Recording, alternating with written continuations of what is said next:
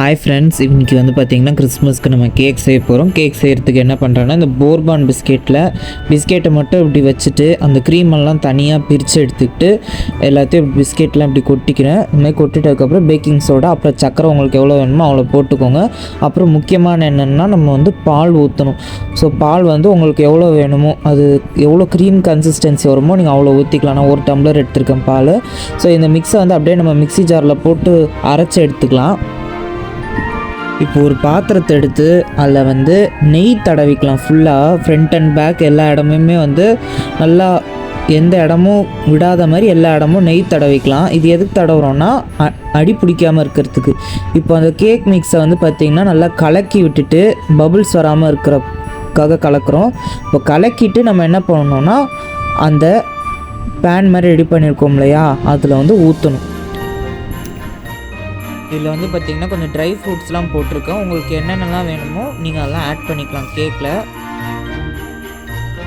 ஒரு இட்லி பாத்திரம் எடுத்துகிட்டு அடியில் தண்ணி பிடிச்சிட்டு இதை வச்சுட்டு அந்த மூடி மாதிரி இருக்கும்ல அதை வச்சுட்டு அப்புறம் கேக் மிக்ஸை வச்சுட்டு நம்ம மூடி போட்டு மூடிடலாம். 40 மினிட்ஸ் நல்லா சுடணும். அப்புறம் நம்ம ஓப்பன் பண்ணி பார்க்கலாம். கேக் மிக்ஸ் நல்லா வேகிற கேப்பில் நம்ம என்ன பண்ணலான்னா, அந்த எடுத்து வச்சுருந்தோம் இல்லையா, அந்த டைரி மில்க்கு அப்புறம் அந்த க்ரீமெல்லாம் எடுத்து வச்சுருந்தோம் இல்லையா, அது எல்லாத்தையும் இந்த மாதிரி நம்ம போட்டு மெல்ட் பண்ணிக்கலாம். ஸோ மெல்ட் பண்ணுறப்போ கொஞ்சம் பார்த்து மெல்ட் பண்ணுங்கள், பாத்திரம் அடி பிடிக்காத மெல்ட் பண்ணுங்கள். இப்போ 40 மினிட்ஸ்க்கு அப்புறம் துணி வச்சு அந்த பாத்திரத்தை எடுத்துகிட்டு பார்த்தோன்னா, அந்த மாதிரி கத்தி வச்சு குத்தி பார்க்கணும். அப்போ தான் நம்மளுக்கு தெரியும் கேக் ரெடியாக இருக்கா அப்படின்றது. இப்போ வந்து பார்த்திங்கன்னா அதை எடுத்து வச்சிட்டேன் வெளியில் இடுக்கி வச்சு. ஸோ ஃபுல்லாக இதை சைட்லலாம் கட் பண்ணி விட்டுட்டு நம்ம என்ன பண்ணணுன்னா, அந்த பாத்திரத்தை தலைகீழ போட்டுட்டு தட்டணுன்னா தானாக ஓப்பன் ஆகிடும் நம்மளுக்கு கேக் மிக்ஸு. இது மேலே வந்து பார்த்திங்கன்னா நம்ம அந்த க்ரீம் மாதிரி ரெடி பண்ணி வச்சுருந்தோம் இல்லையா, மெல்ட் பண்ணி அந்த சாக்லேட் எல்லாமே.